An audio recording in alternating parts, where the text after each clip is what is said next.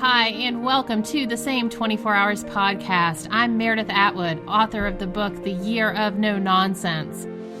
I'm a former attorney turned writer, speaker, and Ironman triathlete. Although right now, all I really like to do is lift weights. We all have the same 24 hours, but it's what we do in those hours that leads to our greatest health, happiness, and success. It's my goal to crack the code on a life of less nonsense so we can all make the most of our 24 hours.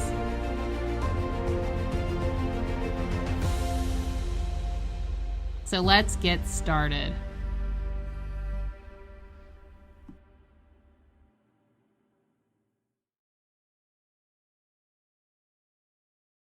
Hi, everybody. Welcome to another episode of the Same 24 Hours podcast. I am super excited to have Laurie Gerber here today. Hello, Laurie. Hello, Meredith. Great to be here. Great to have you. So tell everyone a little bit about who you are and where you come from, and then let's get started on our topic today, which I think is going to be about motivation. Motivation.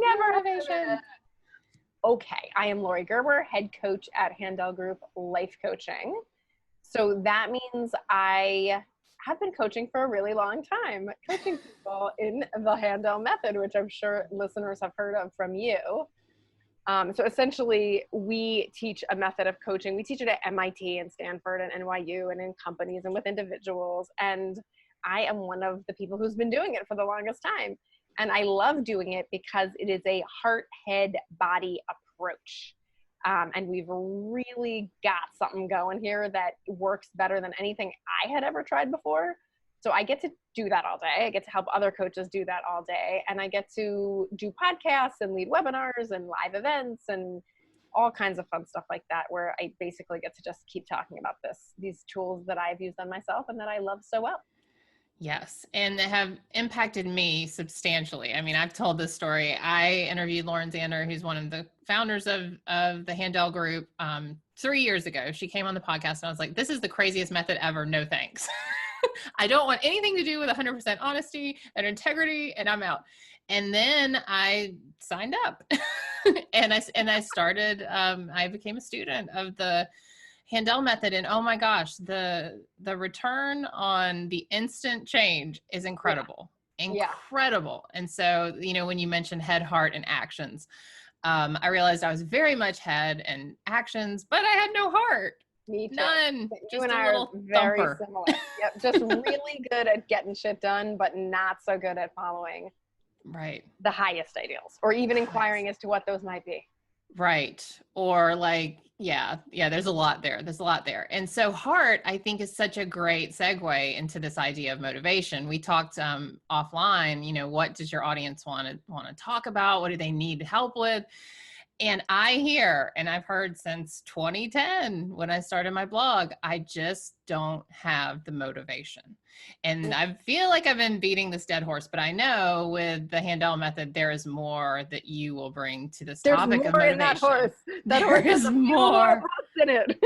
So many, there's like 3 horses probably. So let's talk about your perception of motivation, where people are getting it right, where they're getting it wrong, and we'll just kind of riff from there. I mean, isn't your personal story such a good example of just making a choice to change your life? Yeah. Or did you feel like you were motivated? What do you? No, if I was motivated by anything, it was the pain, right. And there's that whole thing, the pain of staying the same. Right. And there was a point where the pain was so great, I was like, I can't do this anymore. Yeah. I think I felt that way too. So in a way, I believe in motivation in the sense that there will be a point where it hurts to ignore the voice of your dream for long enough and consistently enough that you start to pay more attention. I think for some people, it's more like a spark, right? Like, do you look at it that way? It's kind of like the spark that's like, zzz, you need to do something. I think some people have a midlife crisis. I think some people get sick. I think some people have accidents. I think some people just have that dull ache that becomes too much to bear. So I think it's different for every person. For me, it was definitely a dull ache of like, wait, I accomplished all this, but I'm still not happy. And for Yeah. me, the spark was looking over at Lauren, probably similar to you, and seeing somebody who looked so happy and looked so fulfilled, like was doing a lot of the things I was doing, but was actually happy and fulfilled. And I thought, now I'm motivated, right? I'm motivated because I believe it's possible, where I had utterly constructed it as a genetic phenomena. Like it's just not Yes. possible, because I know what I'm capable of. I know what the world is capable of, which we call a weather report, right? Like I understand how the weather is, so I'm just going to bring an umbrella. I'm not trying to change the weather. Right. But then I see Lauren and I go, wait a second. She has a body and 2 little kids and a husband and a career and a business and a desire to change the world. And she did all the courses I did and read all the books I read. And how come she's like a little sprite? How come she's jumping around happy and wants to exercise?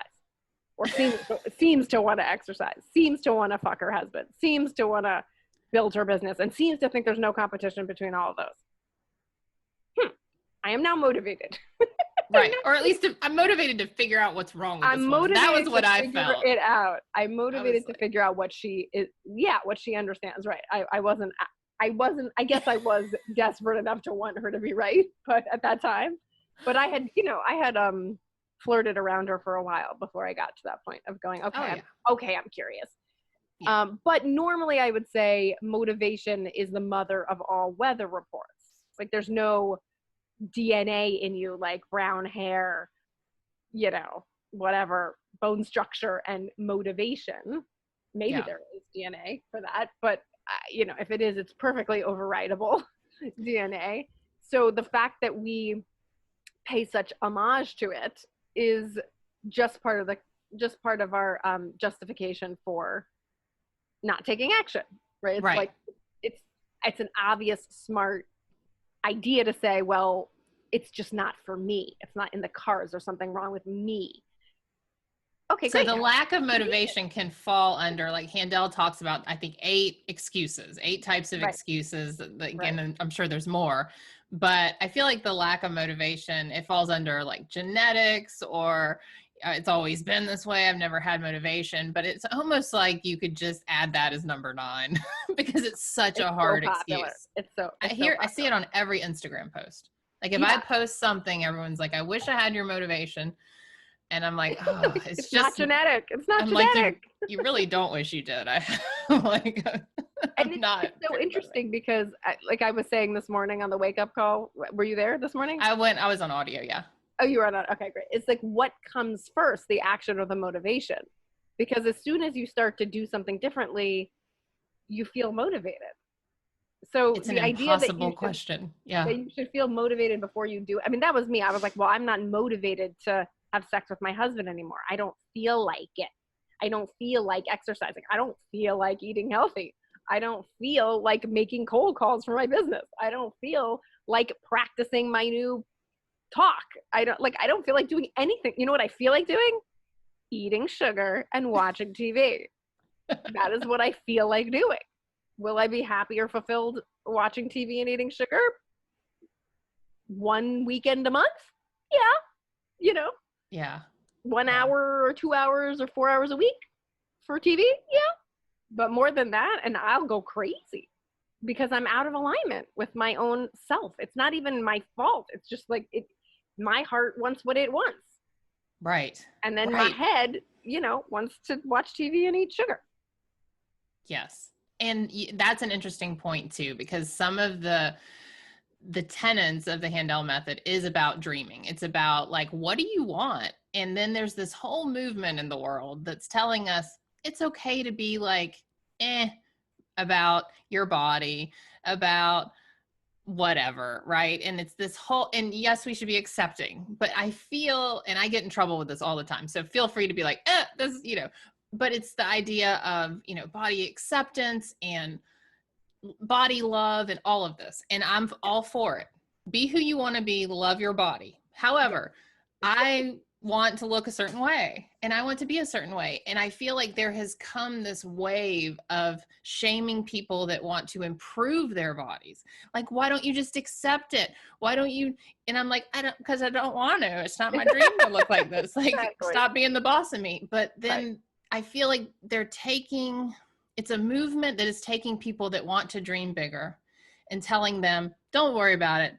Don't dream, just come with us. We'll lay all day and watch TV. Come with us. Come with us. You know, it's the crab bucket. Like, it's fine. But Meredith, good news. Nobody has to listen to anybody's input that you don't want to listen to. So I don't know who these people are, but I do not expose myself to them. They're on Instagram. They're everywhere. You can unfollow them. I do.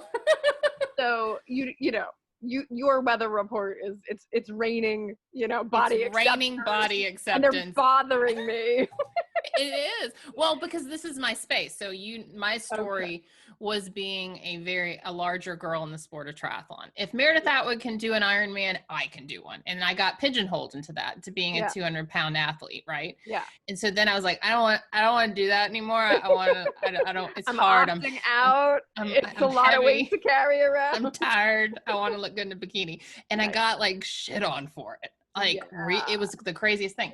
And so it messed him up. So I just decided, like, that's not me. So that's the context. I'm not really out there like weather reporting body acceptance.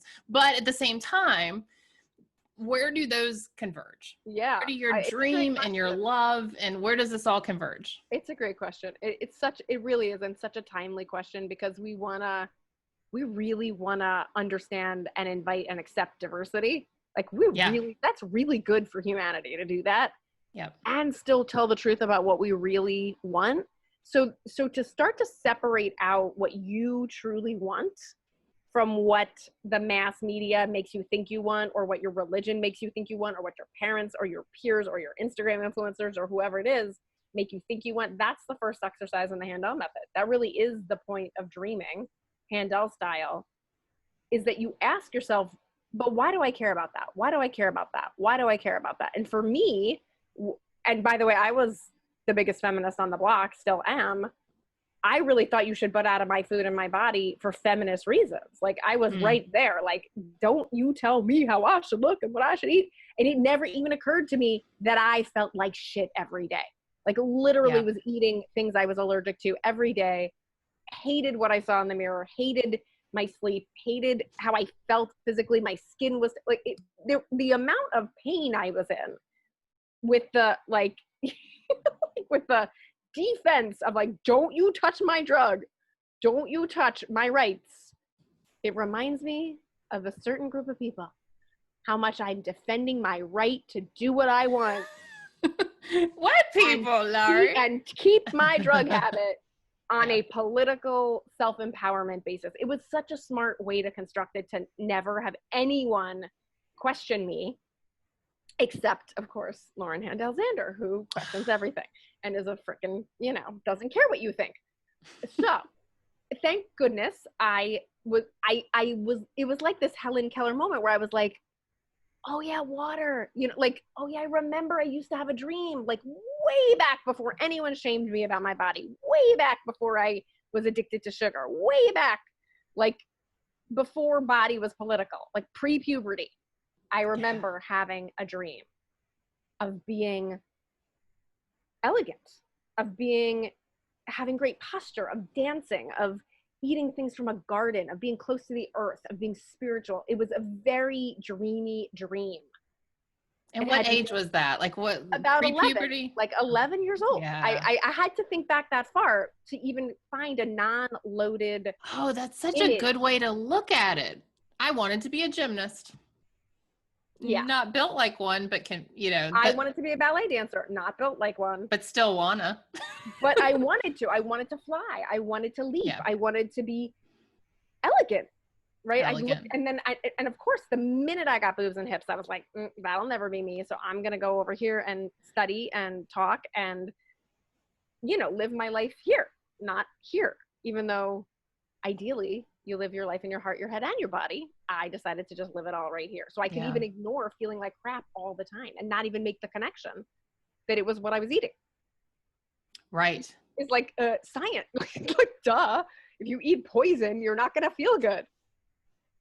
So, well, I just made that connection recently, so it's fine. Like, I mean, people of the world, it's fine. You make it when you make it. I was very, I was not a young thing or an uneducated thing when I made that connection. So, right. But I was ready to stop suffering. I was motivated by being uncomfortable and in pain, and I was motivated by seeing that there was another way. But then when I finally wrote the dream, it wasn't about that. Like, there's vanity. There's wanting other people to think certain things. But when I really drilled down, it was a certain way I just wanted to feel in my body. Yeah. That's what I wanted. Sensual pleasure. I had numbed myself completely to sensual pleasure. And so when I started to write those sentences, like, I have sensual pleasure. My husband and I both enjoy my body so much.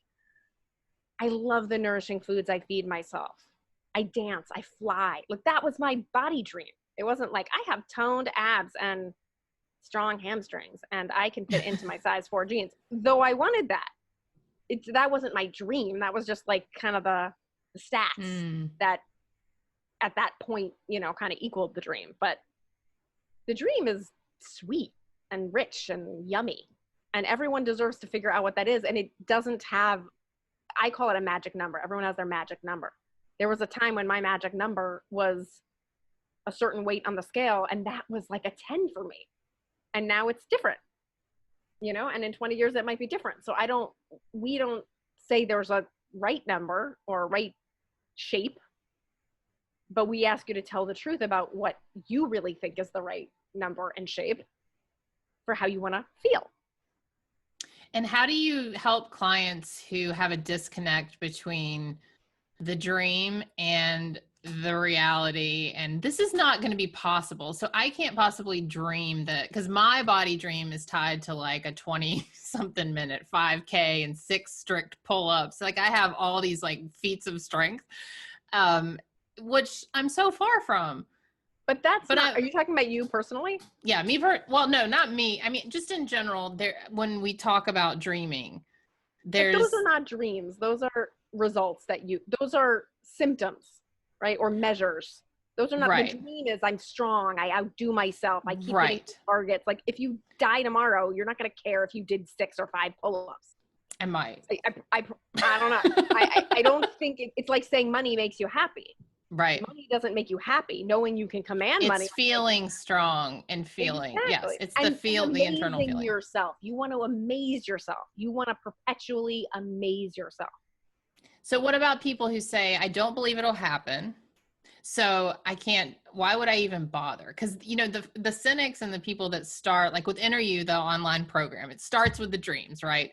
And I've had a bunch of friends, a bunch of people on social media go through it, and they're like, I'm just stuck. I can't dream. This is not going to come true. This feels like a fantasy. And so what do you tell people about? I tell people to do a bad job at the assignment. Just do it. But Laurie, I do, like, I'm a perfectionist. I understand. And that's an excuse. I love that one. I heard that on one of your calls. It's a weather report. Okay, so go back to the weather report. My favorite answer to I'm a perfectionist or I'm not motivated. It's how convenient. How convenient. Yes, I heard that. My hormones are messed up, Meredith. How convenient. That means I can lose sleep, stay up late, eat what I want.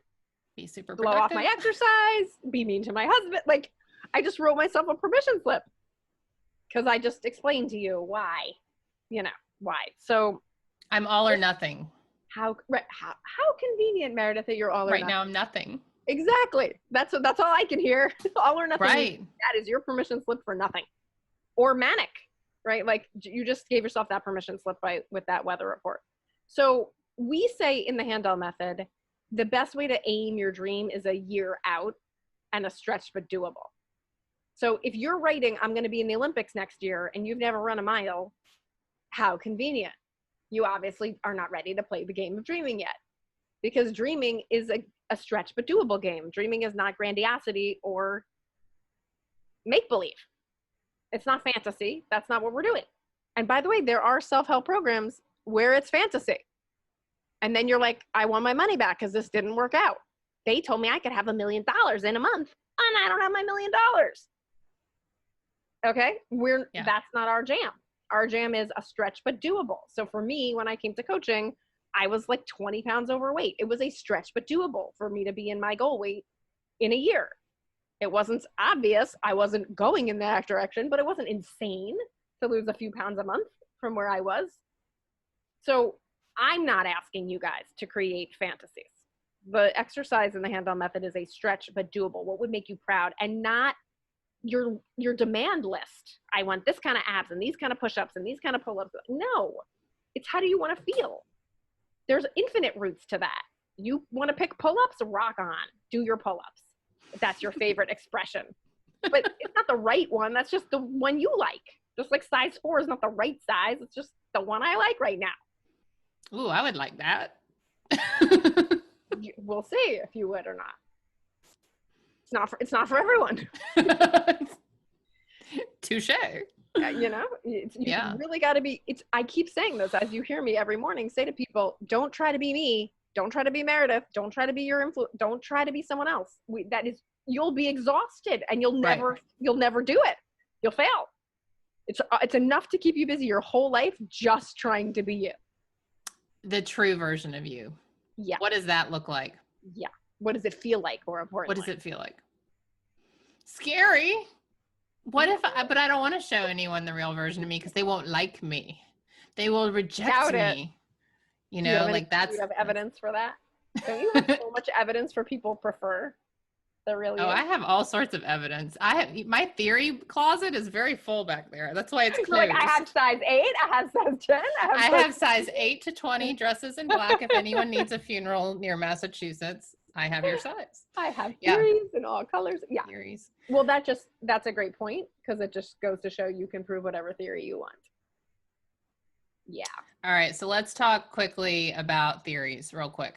I love the way the Handel method chooses to talk about theories and then it turns into beliefs. And so how does something become a theory? And then how does it become a belief? And how are we operating our lives off of it? I love it. Literally someone asked that just today. And so I've been thinking about that exact question. So the difference between a theory and a belief is you don't question a belief, right? Like, I think the ground's going to hold me up. Like, I don't have conversations with myself about that. I believe in gravity. I believe in God. I can't prove it. Don't really care to even have that discussion. I just believe it. I choose to believe it. I believe it. It's in the background. It's not questioned. It's not up for debate. That's a belief, fixed. A theory, everybody knows from science, is something that is proven, disproven, played with, right? Like it actually needs to be examined. It's a theory. It's not the truth. So people actually live like their theories are the truth. Like, I had a theory, if I'm great at work, my family life will suffer. If I'm great at being a mom, my work life will suffer. But I didn't consider that a theory. I considered it just the way that it is. The truth, yeah. The weather report, the truth. It was my belief system. It was not questioned. Just like I don't question if this chair is going to hold me up. What the Handel method does is it turns the belief into a theory. Like, why don't you question that belief? It's just a theory. We know from science that human beings prove theories. So if you believe something to be true, you're going to selectively collect evidence that affirms it, rule out evidence that negates it, and be utterly but unconsciously biased towards your theory. So I would look at all the examples of the world of people who were great in their career and sucked as parents, and vice versa. I would look at no evidence of, that's why Lauren caused me such cognitive dissonance. She disproved my theory, even though I wasn't looking. Like, dissonance, right? I couldn't fit her into my theory or my belief, right? So then I realized, oh shit, it's a theory. And if I can prove the theory I can't have both, I can prove the theory that I can have both. I just have to start looking for different evidence. I just have to open my blinders up and look. Literally a Google search. People who are awesome at family. Like, you can literally Google it. Is it easy to lose weight? You just look it up. There's, like you said, 100,000 people, there's an influencer for everything. There's evidence for everything. There's statistics for everything. There's somebody arguing for everything. I believe in pain-free natural childbirth. But I'm not Googling, why is birth so painful? I'm Googling pain-free childbirth. Right. I mean, watch 1,000 videos to unlearn my bias that birth is painful. we're going to spend time biasly taking in information anyway. Might as well do it towards something you want to believe. And I think that for me really turned a corner. I mean, besides telling the truth, and we'll do another episode about that. That deserves like a series of 10. But the theory that the things that we think are running our lives, like I had a theory. So I was told as when I was growing up that I had a curse, that all the women in our family were big. It was called the Nesbitt curse. That was my maiden name. And I'm like, oh geez, I'm 5. I'm like, oh, I got a curse. That really sucks. So that went straight from theory to curse. I mean, I'm hosed. That's heavy. That's heavy, right? And so so that's my like current path is like I am disproving this belief, this theory, all of it. I'm just like, this is going away. That's such a good example, right? Everybody should just think about that for a minute. What were you told about your lineage, your family line, your body type, your religion, your gender, your, whatever? And did you just believe it? Because there's so many things you didn't believe. Like, think about. Well, there was evidence in my family, right? Because there they were, the victims of the curse. Don't be too sure, because it's creepier than that, right? It's a little fishier than that. The 1 or 30, in the case of most people, and on my experience of Handel group, we pick 30 things to remember. We pick 30 things from our childhood and our adult life to remember as like the pivotal moments that shaped us, that are the truths that we hold self-evident. It's not a million things, and it's a very specific 30. And if you really zoom out, this is module, I can't remember, module 7 maybe, like if you zoom out, you'll go, holy crap, of these 30 things I picked, 10 of them are body self-hating. 4 of them have to do with sibling rivalry. 6 of them are selfishness, and 2 of them are sexual abuse. Like you'll be like, holy crap, I'm not complicated. I've been collecting on a few basic things my whole life. And therefore I get to avoid intimacy, eat what I want, not take risks, whatever. And to this, I'll say, how convenient, right? How convenient that you have the curse. Right. I mean, you can do nothing about a curse. It was a super convenient one. I mean, you can't imagine what people turn into disabilities. People turn beauty into a disability. People turn big boobs into a disability. People turn being too smart into a disability. Like, you can turn anything that some people would think is good into a disability. So for sure, if it's something bad, you're going to turn it into a disability if it works for you to do so. Right. So much good stuff, Laurie. So let's talk real quick about Inner You. I have a discount code for anyone who's listening. So what is Inner You? Why do we care? And we really do care. Because if any of this hit home with you, this is all wrapped up in Inner You. So what is Inner You? And I'll give you the code. And I came to a group. I was so far from fulfilling everything I wanted. I wanted a career of my dreams. You froze up for a second, so start over, just in case. I think that might have been a pause that you have never heard me actually pause. Like, something must be wrong with the system. No, everything went like this for a minute. Okay, so, gotcha. Okay. So when I came to Handel Group, I was so close and yet so far from everything I wanted, from a career of my dreams, from having the body of my dreams, from having the marriage of my dreams. And there were only actually a few things missing. And that's what Inner You covers. So Inner You covers, how do you articulate what you most want? How do you remove the obstacle to getting it? How do you break the patterns you keep doing once and for all? And how do you get yourself to stick to an action plan that will fulfill it? And if any one of those was missing, I wouldn't have the results that I have today and the joy that I have today. It requires the whole package, because we're so smart and crafty about getting around it and not doing the work. Yeah. So if you are ready to do the work, if you want to break the pattern, all of the work is there, right? Everything we give our MIT students, everything we give our private clients, it is literally all laid out for you. So inexpensive. You get it forever. You get private coaching and group coaching with it. it's an insane, like even if you just listen to it, it's well worth the price. But if you do the work and you take us up on the bells and whistles, I mean, it's tens of thousands of dollars worth of value. If you'll listen, right? Don't do it if you're not going to press play, don't bother. No amount of money is the right price. That's but correct. If you are ready, it's got everything you would need. Yes, absolutely. And I started back in April, and it has a promise tracker in it, which sounds very like daunting, but it is so much fun. You get points because, you know, for those gold star people in the audience, the all or nothings, you know, you'll love it. Your people, the perfectionist, right? But just so much good in it. Accountability buddies, like everything. It's just outstanding. So you go to inneru.coach and scroll down to the bottom, go to life, inneru life.